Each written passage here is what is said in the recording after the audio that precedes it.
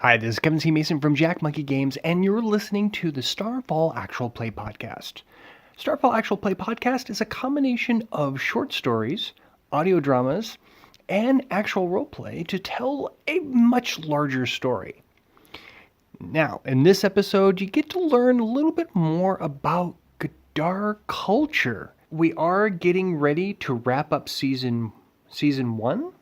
Season 1 will be coming to an end probably within the next 3 or 4 episodes.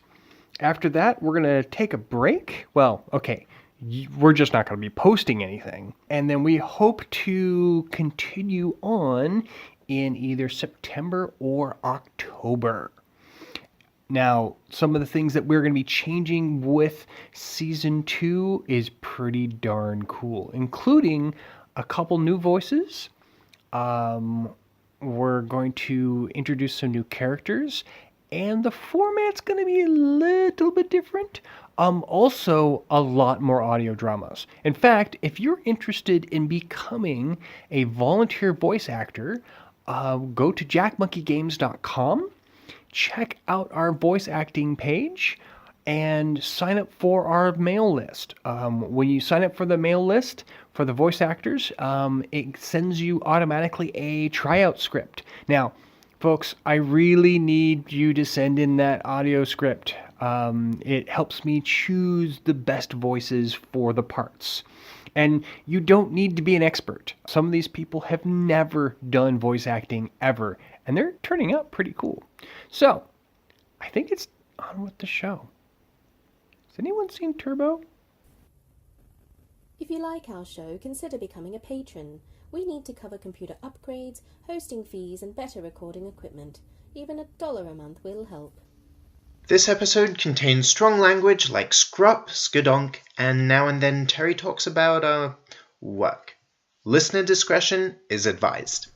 Joan is getting married. That is great news. She said she found the one and only for the rest of her life, but I don't think humans mate for life. Shh. They will hear you. Who? The players. Who? What players? Human players. Humans play this game called Monogamy. It's where 2 humans try to mate exclusively for as long as they can. Really? It's a game? No. Yes. If humans naturally mated for life, it would not be a challenge. Much of their media, stories, and much of their music has to do with when one in the pair cheats. Oh. And when one is found cheating, they go in front of a referee to determine the score and prize allotment. Oh, that sounds interesting. There is even a position in the game called a player, who interferes with other people's attempts to score. Humans who reach high scores get what is called anniversaries. They should be congratulated, as more than 50% fail at the game. The more anniversaries they have, the better they are at playing. This sounds like fun. Can more than 2 play the game, or can you run 2 games at once? I assume so, but that is why we are whispering. Humans, like all sports nuts, get really angry about how the game should be played. Some even think that other adults should not play at all. They even start fights about who can be on what team. Well, that's just rude! First thing they teach you in school is everyone has the right to play the game. Shh! They will hear you. This is just silly. They should use the house rules like when we're playing chess and we take a shot every time you get a pawn taken. I don't remember the last game. Who won? Are you done so I can take your tray? Nothing to see here. We are not talking about monogamy. Definitely not talking about marriage with my friend. Hi, I'm Rocket Bob. Do you need a new spacecraft? We have the best selection of new and used spacecraft in the Confederacy. We will not be undersold. Take the 6-year-old Starmaster Cruiser. Just look at that chrome. She can take 4 passengers and come standard with a star drive. Just $45,099. Just $45,099. Need a family craft? This Sunstar Hopper home can show the kids the belts of Warzard like nothing else. Just look at the observation window. It's huge. Just $100,099. Just $100,099. Come on down to Rocket Bob's used spacecraft for your next ship. Some ships priced subject to change, credit and finance through Jod Credit Union. Some ships purchased as is. Star Drive not available in all models. So each of these cards have a goal, a role-playing goal, and each of the players are going to try to achieve that goal throughout the game. If they do, they get an additional experience point to spend on their character. And it's completely okay if they don't, it's just bonus. Jesus. That's okay. There aren't many people I could trade my card with at this table anyway. I've got the best card for myself. It's like, While we're waiting, I want to put out a shout out to the Steamrollers Adventure Podcast. We love you guys. Yeah, we love you inappropriately. Yeah. Inappropriate? We do everything inappropriately. Yeah. You guys are now receiving coordinates of where to travel. This takes you almost 2 hours to follow these instructions. What happens is that as you follow the first set of instructions, they change. And then they change again. In fact, because everything is moving, you're not sure you could actually get back to the original asteroid. They've gone out of their way to make sure that you get.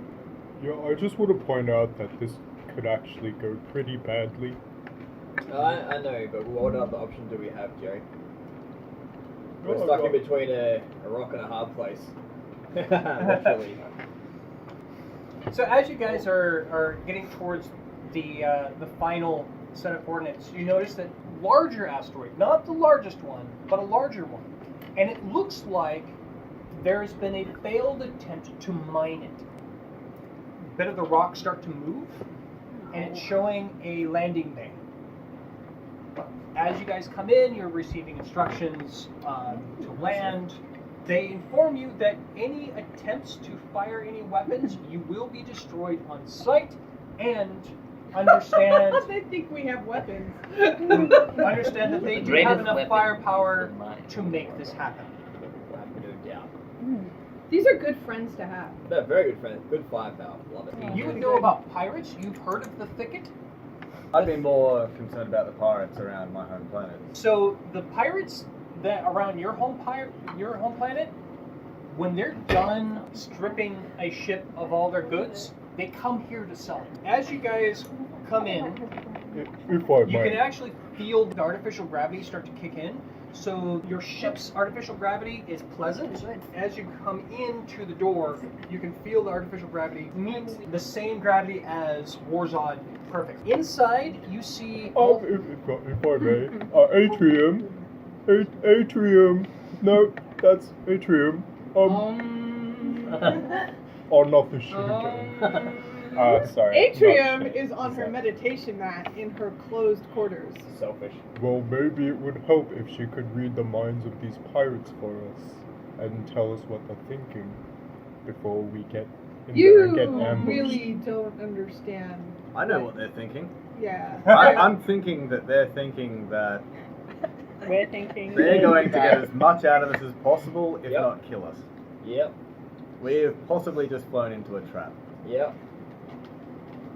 Yeah, and it would be good to know when they decide to change their minds once we get in there. I'm thinking they have no love for the church. We were running from the church, and the enemy of my enemy is my friend. But they also have a lot of love for money. I'm thinking that they'll Which we have, don't have any, so pirates. that's fine. Well, they'll have some great rum. We have items that they... We have a ship and we have a very expensive but terry. we discussed what we were capable of bargaining with, yes? No, we didn't. We did. No, we discussed that. We said we discussed did. it together. What we did yes. between us. I Which remember. makes me think that the rest of it probably got shoved into the various hidey holes because this is your ship. I'm sure it's full of holes. Some of them want to hide. That the ship might have. We've used my holes. But You're not paying him enough for that. if these are fencers and pirates and smugglers, they're Any gonna sort know of pirates places of to any go. sort of movie that I've watched, It's all about money, and they will betray you in the blink of an eye. Maybe I would trust my dad on this. Maybe survival instincts. Maybe the church won't be interested, but it doesn't mean they won't sell us to somebody else. Exactly right. We should be wary as we're going in. Why would they not just jettison us off after taking everything we have? Exactly. So as I said, once again, it could be a trap.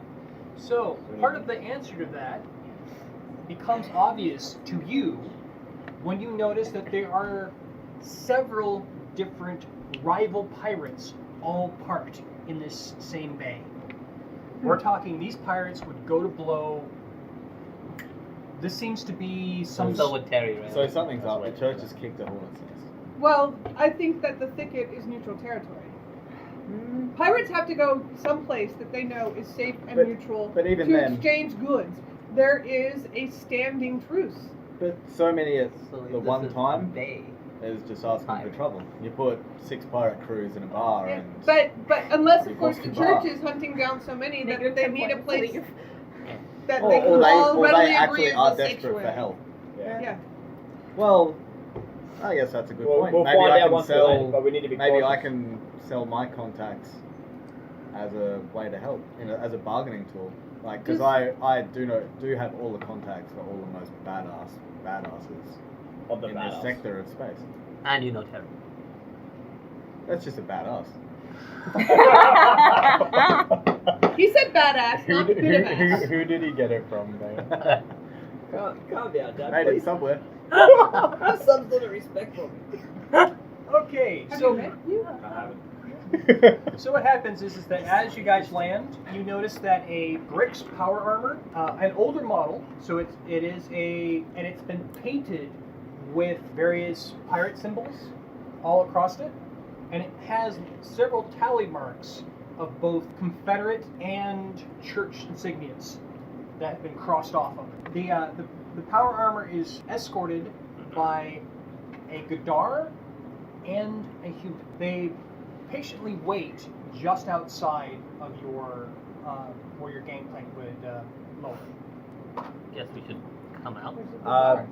The warning that we were given before was we're not allowed to fire weapons, but if we have them openly carried, that's Can we okay. self-protect ourselves? Well, you'll have to find that out when you come out. Okay. Alright, so we've landed. Mm-hmm. Okay, so they're waiting for us, obviously we've landed. I'm opening the cargo bay. Mm-hmm. I have my dad, I have Jerry, armed, standing in front of everybody with guns. And we're assessing the situation and then sort of seeing how they approach us before we make our move. And start talking. So, the Brick's power armor starts to take a step forward. The Gadar reaches the hand out to stop the power armor, looks over, and quietly says, "I'll handle this." Pulls back its black cloak and reaches up and says, "Greetings of clarity and power." You recognize that as a member of the Children of Hardin. This is the equivalent of the Gadar Mafia. So, for the listeners, can I just request that when you point to somebody, you name them? Yes. So I was pointing at B because she's playing a Gadar and would know Named them. Atrium. So, Named Atrium. So this is everyone has heard of them. The various police organizations have been trying to pin something on the Children of Hardin for years, and they've never been able to find them guilty of anything. The Gadar know them as, if you could be violent and quiet, that is this organization. Like assassins? No, they wouldn't dirty their hands like that. They're the clean businessmen in front of all the assassins. They would find someone else to take the blame. The Gadar walks over. Having studied cultures of other races and things in the past, would I know kind of the cultural significance of the Children of Hardin to the Gadar themselves? No. Okay. No, because this is the Gadar's dirty secret. What are you guys doing? where is Atrium standing with the boarding I thought party, she was or are you meditating. still kind of hanging back? I'm going to say, once we obviously the clerk comes back and we hear that, who would like to talk? Atrium! Yeah, There's someone at the door, it's for you! Let me go get my representative. You turn to look for me and I emerge magically. I wasn't Magically. Snuck up. Yes. So, the conversation that you have with this Gadar, nobody else hears. This is done completely psychic. Greetings. You are here in Sanctuary. Understand that this station is under our protection. There will be no violence. Violence will be returned 12-fold. Understand that we are hiding most of our firepower. You are more than welcome to participate in the bazaar. You're welcome to participate in the pub. And participate in the shipyards. We also offer repairs and medical services. Any damage done to any other ship inside of this will be taken out of your ship's docking fees. If you are unable to pay, we will take your ship. Is this understood? It's very well understood. Thank you for clarifying all of that. You can perceive when psychic information is traveling, and the Gadar looks over and says, "Are you a member of the Sanctuary of the Gifted?" That I am, yes. Are you known as Atrium? Yes, I am. Please later come contact me in the main office. Your cloister has hired us to deliver a message. It must be delivered personally. Duly noted. I look forward to receiving that message. Thank you. We now extend our protection to you. Thank you very much. I'll pass the message on to the rest of my team. The Gadar turns around and says, they agree.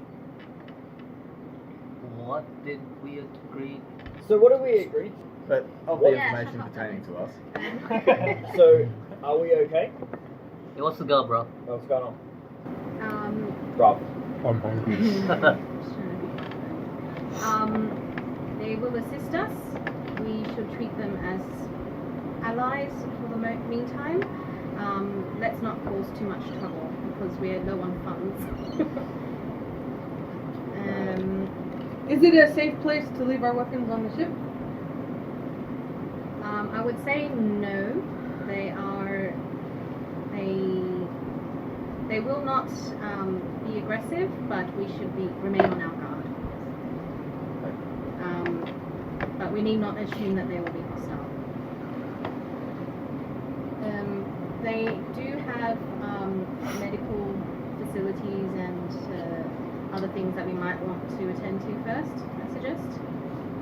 Oh, you were here.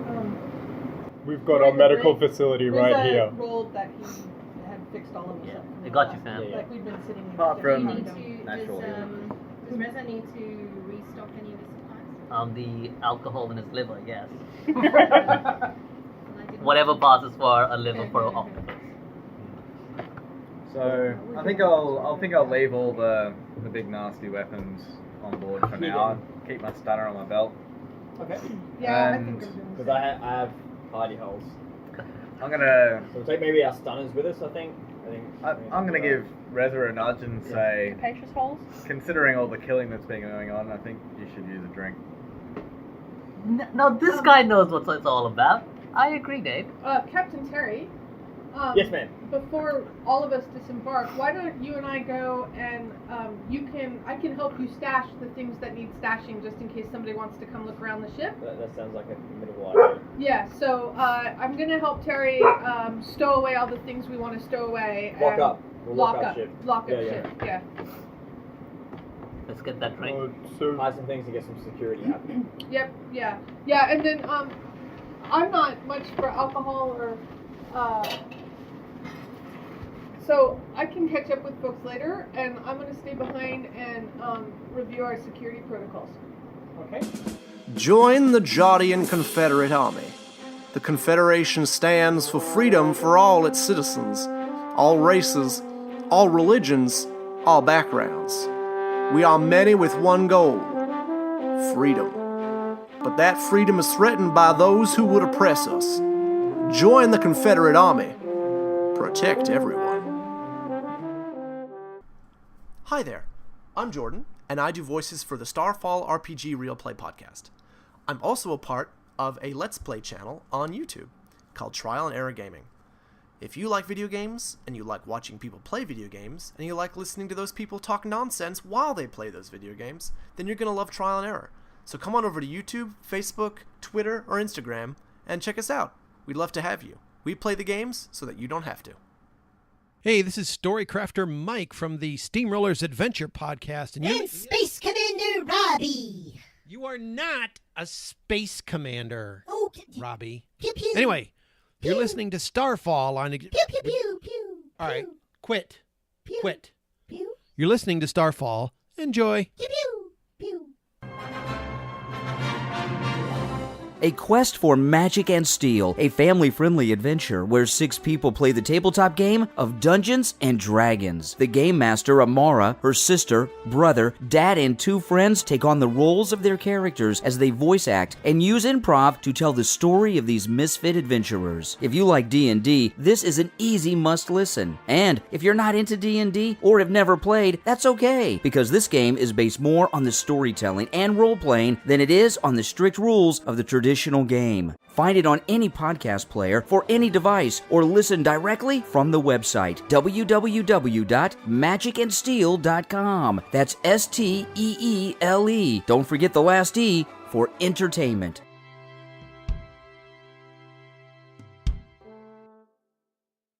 We're just going to talk about, role play through you getting that message. Okay. Okay. So, Sorry, I know everyone's sort of giving me what I missed, but just to help my brain catch up. So, the last episode, we just got to the asteroid belt. I remember that. So, since before I came, we were navigating through the asteroid belt. We were non-detectable, however, an unknown voice directly contacted us and guided us through the asteroid belt to where have we landed? Is it a planet or is it a rock? It's kind of a medium-sized rock that has been poorly mined for resources, and it turned out like there wasn't any resources, and it's referred to as the thicket. It is The asteroid belt is a thicket. Well, the base is called, and it's a pirate base. Kind of have to know where it is, and various pirates come to this base to exchange goods. Is this rock planet-sized or No, small? no. It's pretty small. Okay. It's pretty small. Sorry, it's my science brain. I'm being literal. I'm trying to imagine where we are, and I can't. Yeah. Okay. In fact, I don't even know the name for what a rock in an asteroid belt is, and I really should. An asteroid. An asteroid. Okay, there you go. Yeah, I don't study extraterrestrial geology. Anyway. Yeah, it's just a larger one. It's barely even large enough to have its own gravity.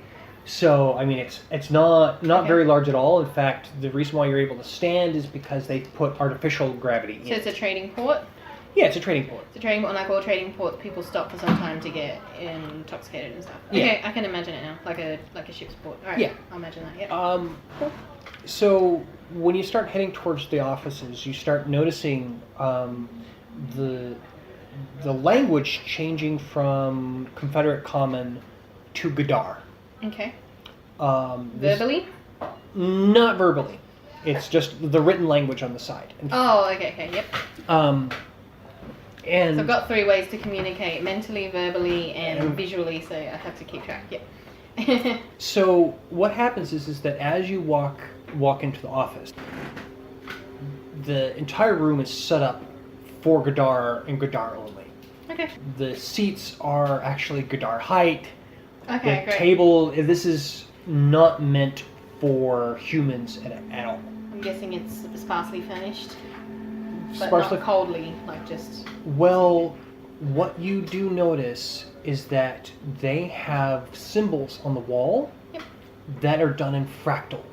Okay. So Fractal? Yeah, like fractal math. You know how these spirals go in and on. Okay, Paisley patterns. So when you're looking at it, you're seeing in Gadar writing very similar to a Kohardin map, where the symbols give you instructions. I'd love it if you did a sign if you made a sign with fractals on it. Yeah. Yep, okay. So as you look at it, it gives you instructions, and part of the instruction is a mental construct or like a spell for no to understand further down the fractal, because fractals go on forever.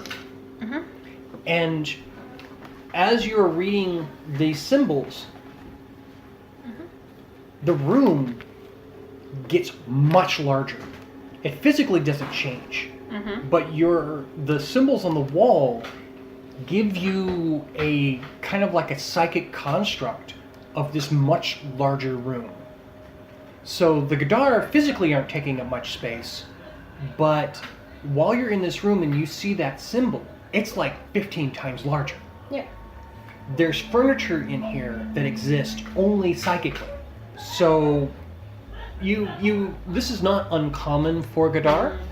It's the reason why you could go to, a human and a Gadar could go to an art gallery, and a Gadar would go, oh my gosh, this was an amazing experience. And the human's like, it was a dot on the wall. I don't get it. Yeah. Okay?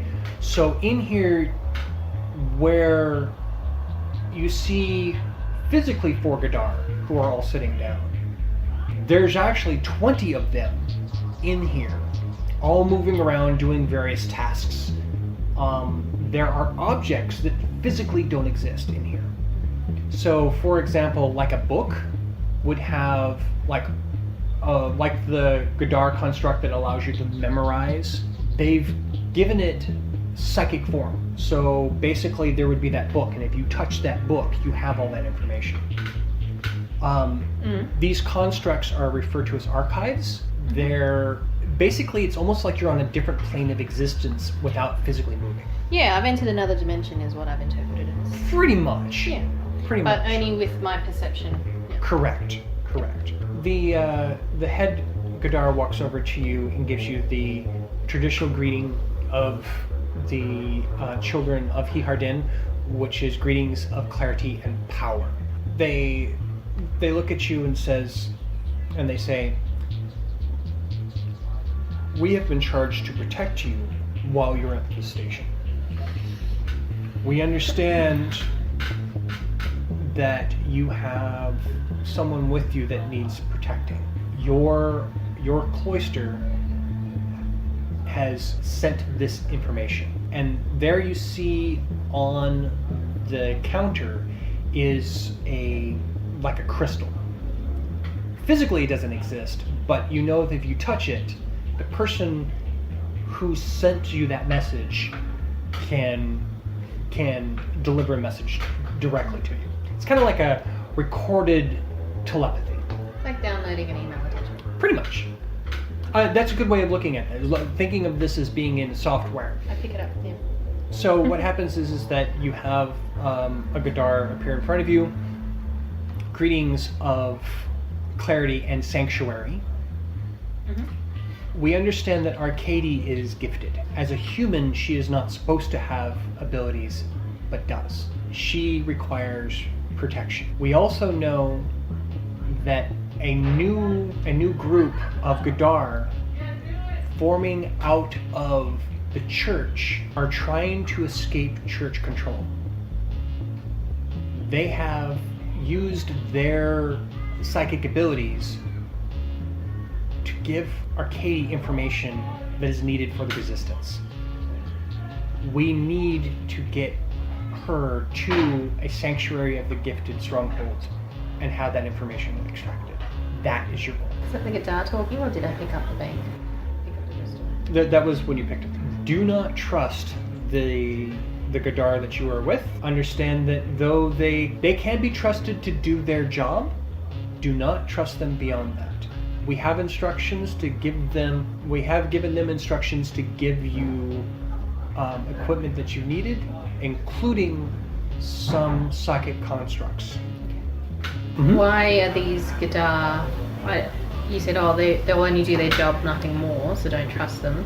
Why is their job to pass on this message? What do they get out of it? Who have they connected with? Who knows me? Well, that's the thing about the children of Hihardin. Their goals are often very mysterious. They like to think in long term.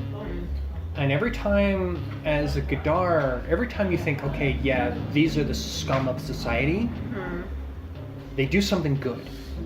They're more of the means justify the ends instead of the ends justify the means. Yeah. I'm assuming they traded something, or they're building allies, doing favors. Yeah. So sometimes they do things that you're like, okay, wow, maybe they're not so bad, and then the very next thing that you hear about, they're horrible. They're the Gadar mafia, so they're not exactly good. They're not exactly bad. They definitely do not work within the law. Okay. So then the crystal completely dissipates. The Gadar that's in charge there says, we've been instructed to provide you with. They hand you a Kohardin mat. And they say that if you wish to choose a few constructs, you may take 2 with you. Now, constructs only exist when you're in a space like this. You can learn a psychic ability to make one physically appear for short periods of time. Still have trouble understanding what a construct is. I know It's you kind of described like it as kind of like a spell. It's kind of like a spell. It's kind of like, imagine a poem that does something. Okay. So it's a series of mental. Why can't it work outside of that space? The laws of the universe should be consistent regardless of my psychic ability. And the reason why because right now it only exists in your mind. Yeah. So by the use of telepathy or telekinesis, you can make this matter appear. Like if you needed a knife or something, Okay. You could actually physically make the knife, or let's say it was a shield or something else. They also hand you a symbol, a physical symbol, and inside it has a unfinished fractal on it to build your own space like this. I have a couple of constructs. Fractal. Yeah. Part fractal. So you have the fractal. The message is gone. The message. No, but I have it. Yeah, you have it. You have the Kohardin mat. You might want to write that down. Yeah. So, construct items that you could possibly have. One is I'll give you a choice. You can have a Crown of Focus. Yeah. Crown of Focus will give you 1 dice to any one of your psychic skills. A Crown of Resolve. That's kind of like psychic armor. What was the first one called again? A Crown of Focus. Focus, is it? Crown of Resolve. A Crown of Resolve. They do have a psychic knife, which is here. If someone attacks you mentally, you could use it to defend yourself, but it's very rare. Anyway. Yeah. And then they have a few other things. Think of very simple things like rope or other things that you might physically may be useful. Are these items that I can conjure? Correct. And you can choose 2 of That those. breaks my science. I'm gonna choose. I know it does break your science. That's not right. But anyway, I'll take a Crown of Focus. Can you give me some suggestions for what I almost forgot. They also have those books.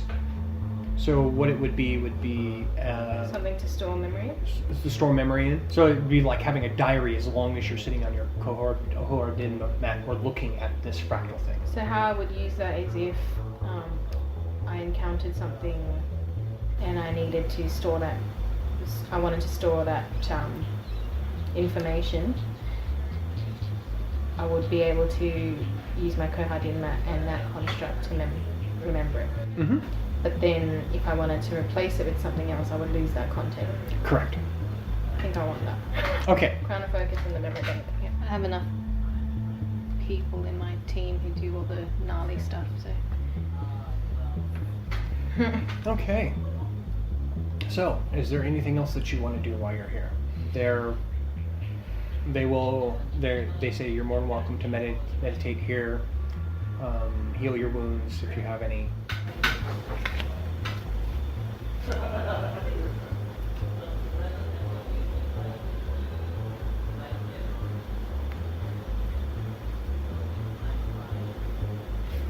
so long since the last game, I'm trying to remember what happened. Yeah, I don't want to leave this space just yet. Okay.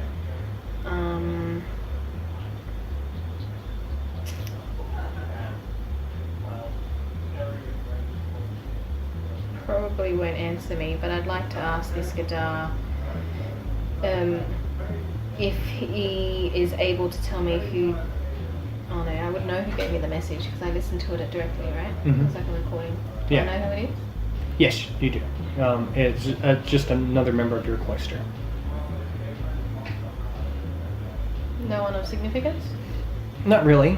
Just someone who you've dealt with directly.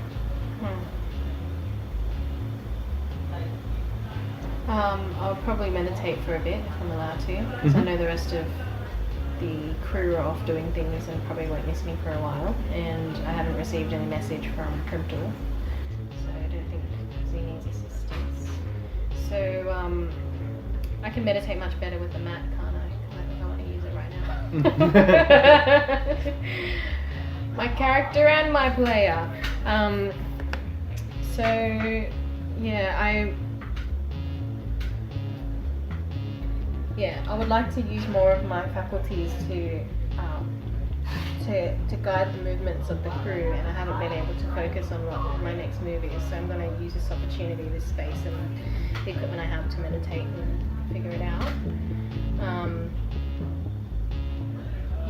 My character's not feeling too good, so needs to sort that out so that the mental processes can be restored.